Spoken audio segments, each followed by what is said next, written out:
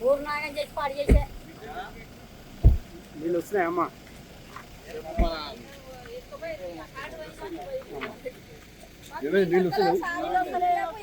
నీళ్ళు నీళ్ళకు భగీరథ ఏమైంది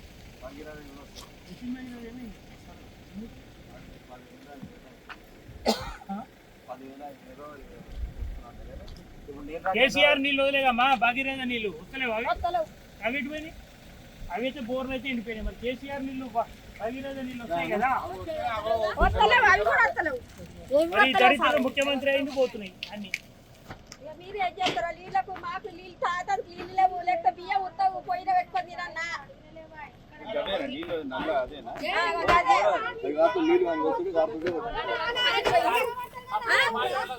ఇప్పుడు ఎట్లా చేస్తారో తాగటానికి లేవు నీళ్ళు 4 రోజులు స్నానాలు చేయడం మేము 4 రోజుల సంఖ్య ఎక్కడ అడవాళ్ళని గెలిపించి ఆగం చేసినట్టు అయిపోయింది 3 రోజులు పిల్లలు కూడా అట్టే పోతున్నారు స్నానం చేయక బడికి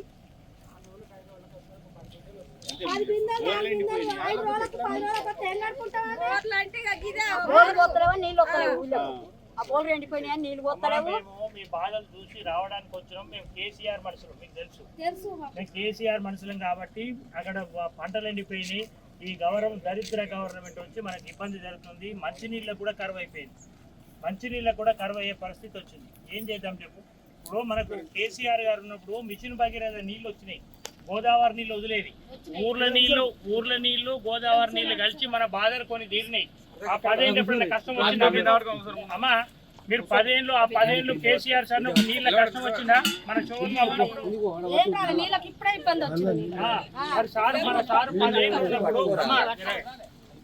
సారు 10 ఏళ్ళు ఉన్న కేసీఆర్ సార్ 10 ఏళ్ళు ఉన్నప్పుడు మరి ఎన్నడైనా మనకు మన శోభన్ బాబు సర్పంచ్ ఉన్నప్పుడు ఒక్కనాడు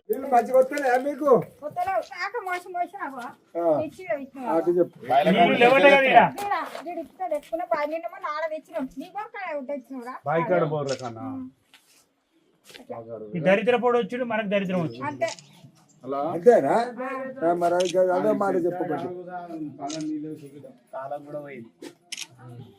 కాలం పోయింది బాయికాడ నీళ్ళు లేవు ఆమె చెప్తుంది బాయికాడ నీళ్ళు లేవు ఇంటికాడ నీళ్ళు లేవు ఇక దరిద్రం కాంగ్రెస్ వచ్చింది నా పేరు ఐజమ్మ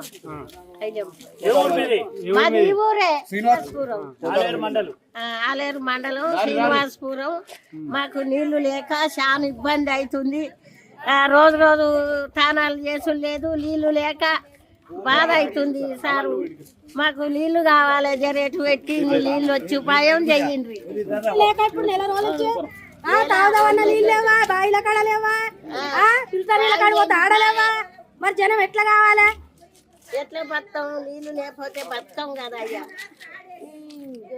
మళ్ళీ ఇటాంకాల మొక్క కూడా ఉత్తలేరు వచ్చి జనం ఎట్లు ఏం కథ అని వచ్చి చూస్తాడా కేసీఆర్ ఉన్నప్పుడు మంచిగా ఉండే మంచి సౌలత్ అన్ని చేసిండు మంచిగా చేసిండు మాకు అన్ని సౌలత్ చేసిండు మాకు అన్ని మంచిగా చేసిండు మంచి సౌలత్ ఉంది పోయిండు కథం జనానికి నీళ్ళు కావాలి పింఛన్ ఎక్కువ ఇస్తాడు వరకు నెల రోజులు అవుతుంది తాను చేయక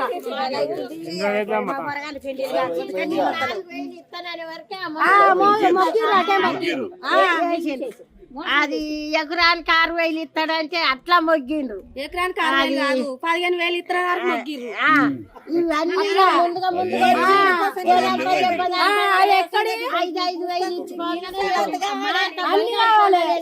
తర్వాత తులం బంగారం ఇస్తా అన్నాడు పైసలు ఇస్తా అన్నాడు ఇగో ఇన్ని ఆశలు చెప్పావు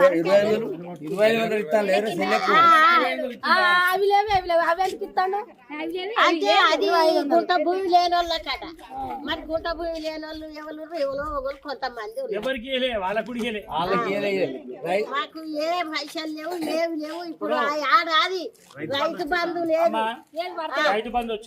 రాలే మాకు రైతు బంధే ఎత్తలేదు మాకు ఆయన వేసినప్పుడు మా సొంటి లేవలేని వాళ్ళకి ఎంతో బతికినాం వచ్చి ఏం చేసాడు మాకేం చెత్తలేడు ఏం పని చేస్తలేడు, ఏం పని చేయలే. ఇప్పుడు పింఛన్ ఎంత వస్తుంది కానీ మళ్ళీ ఎంత వస్తుంది? మళ్ళీ 2000 వస్తాయి. 4000 ఎత్తలేడు, లేకపోతే రాపు. అమ్మా ఇంకోటి కూడా మీరు నెల పింఛను పోయింది. ఒక నెల 6 తారీఖు ఇచ్చారు, ఓ నెల వచ్చే వరకు 12 తారీఖు ఇచ్చారు, ఓ నెల వచ్చే వరకు 25 తారీఖు, ఓ నెల వచ్చే వరకు 35 తారీఖు. ఇట్లా ఒక నెల పింఛను కూడా పోయింది మీది.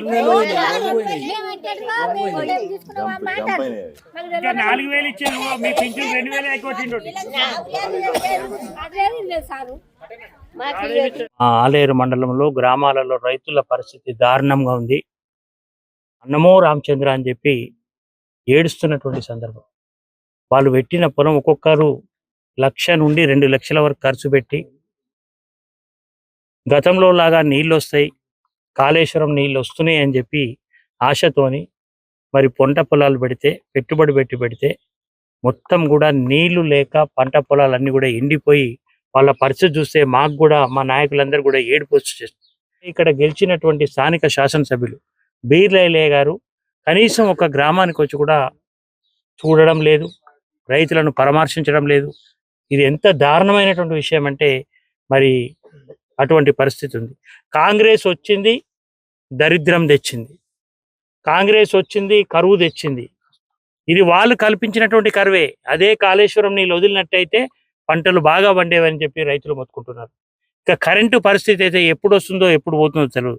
ఈ రోజు కొల్లూరు గ్రామంలో మా మాజీ వైస్ ఎంపీ కిష్టయ్య గౌడ్ గారు మాట్లాడుతారు. ఇప్పుడే చెప్పారు మీ ముందే, వాళ్ళ ఊర్లో ఇలా 4 మోటార్లు కాలిపోయినాయి, లో వోల్టేజ్తో 4 మోటార్లు ఒకే రోజు కాలిపోయినాయి. ట్రాన్స్ఫారాలు కాలిపోతున్నాయి, స్టార్టర్లు కాలిపోతున్నాయి, మోటార్లు కాలిపోతున్నాయి. మళ్ళా 10 సంవత్సరాల క్రితం ఉన్నటువంటి కాంగ్రెస్ ప్రభుత్వం కరెంటు గుర్తొస్తుంది. ఇంత దారుణమైనటువంటి విషయం. మరి దయచేసి ఇప్పటికైనా కాళేశ్వరం నీరు వదలాలా, ఈ ప్రాంతాన్ని రక్షించాలా. ముఖ్యంగా మేము డిమాండ్ చేసేది మరి ఈ ఆలేరు నియోజకవర్గంలోని పంటలు ఎండిపోయిన రైతులందరికీ కూడా ఎకరానికి 25,000 ఖచ్చితంగా ఇవ్వాలని చెప్పి ఈ సందర్భంగా మనం చేస్తున్నాం. ఇక్కడ గెలిచినటువంటి ఈ జిల్లాలో గెలిచినటువంటి ఉమ్మడి జిల్లాలో మరి మంత్రులు కోమటిరెడ్డి వెంకరెడ్డి కావచ్చు, ఆయన నీళ్ల మంత్రి అట, మరి ఆ నీళ్ల మంత్రి ఉత్తమ్ కుమార్ రెడ్డి గారు కావచ్చు, స్థానిక శాసనసభ్యులు బీర్లయ్య గారు కావచ్చు, స్థానిక పార్లమెంట్ సభ్యులు చామల కిరణ్ కుమార్ రెడ్డి గారు కావచ్చు, ఈ ప్రాంత రైతులను పరామర్శించి ఈ రిపోర్ట్స్ అన్ని కూడా మీరు అగ్రికల్చర్ డిపార్ట్మెంట్ వారు తెలుసుకొని మీ రేవంత్ రెడ్డి గారి దగ్గరికి వెళ్ళి వారిని ఒప్పిస్తారో మెప్పిస్తారో, వారి కాళ్ళు మొక్కుతారో, ఇంకేం చేస్తారో. మరి మా ప్రాంతానికి ఇకనైనా కొన్ని నీళ్ళు ఇస్తే, ఇప్పటికైనా కాళేశ్వరం నీళ్ళు వదిలితే కొంతన్నా పంట బతికి బయటపడుతుందేమో. కానీ ఎండిపోయిన పంటలకు మాత్రం ఖచ్చితంగా ఎకరానికి 25,000 ఇచ్చే విధంగా చూడాలా. లేకపోతే మిమ్మల్ని గ్రామాలలో కూడా తిరగనియ్యరు. రైతాంగం అంతా తిరగబడుతుంది ఇప్పటికే ఉన్నటువంటి పరిస్థితి. అదేవిధంగా మరి ఇదే ఆలేరు మండలంలోని శ్రీనివాసపురం గ్రామానికి వెళ్ళినాం. అక్కడ కూడా పంటలను చూసినాం. అక్కడ కూడా పంటల పరిస్థితి అదే విధంగా ఉంది. చాలా ఎకరాలు ఆ గ్రామంలో ఎండిపోయింది.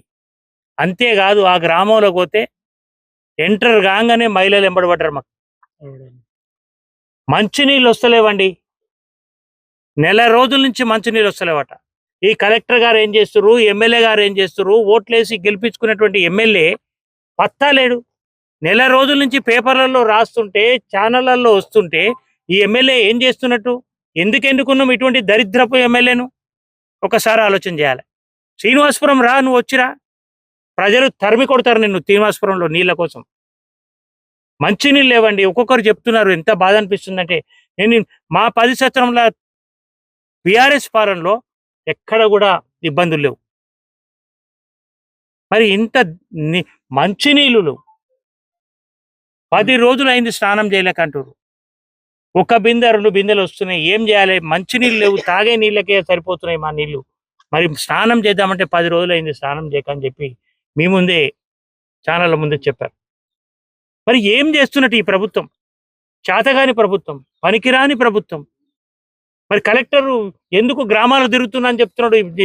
మరి వేరే దగ్గర నువ్వు పనికిరాని దగ్గర పోయి ఇళ్ళల్లో పోయి నీళ్ళు వస్తున్నాయని భువనగిరి టౌన్లో మాట్లాడుతున్నావు. పోయి పెద్ద పెద్ద పట్టణాలు పోతున్నావు. కుగ్రామం అయినటువంటి శ్రీనివాసపురం వచ్చి చూడు నాయన బాధ. హనుమంతరావు గారు, కలెక్టర్ గారు, మేము ఒకటే చెప్తున్నాం, చూడండి దయచేసి. నేను ఇప్పుడు కలెక్టర్ గారితో కూడా నేను మాట్లాడతా, మన మాజీ శాసనసభ్యుడు ఎమ్మెల్యే గారితో కూడా నేను మాట్లాడిస్తా. మరి దారుణమైనటువంటి విషయం ఉంది. దయచేసి శ్రీనివాసపురంలో నీటి ఎద్దడి ఉంది, 10 రోజుల నుంచి స్నానాలు చేస్తలేదంటారు. 2 బిందెలు వస్తున్నాయి, అది కూడా పరిష్కారం వెంబడే చేయాలి. స్థానిక శాసనసభ్యులు పట్టించుకోవాలి, ఆ గ్రామాన్ని సందర్శించాలి. లేకపోతే రేపు భువనగిరిలో కలెక్టర్ ఆఫీస్ ముందు ధర్నా కూడా చేపడతామని చెప్పి ఈ సందర్భంగా మనం చేస్తున్నాం. జై తెలంగాణ, జై కేసీఆర్. లేటెస్ట్ న్యూస్ తెలుగు మరియు ఇంగ్లీష్ అప్డేట్స్ కోసం ఇప్పుడే క్యూన్యూస్ అఫీషియల్ యాప్ ని ప్లే స్టోర్ నుండి డౌన్లోడ్ చేసుకోండి. సరికొత్త సమాచారాల కోసం క్యూన్యూస్ వెబ్సైట్ ని ఫాలో అవ్వండి. ఛానల్లో ప్రాంతీయ, జాతీయ, అంతర్జాతీయ వార్తలు వీక్షించండి.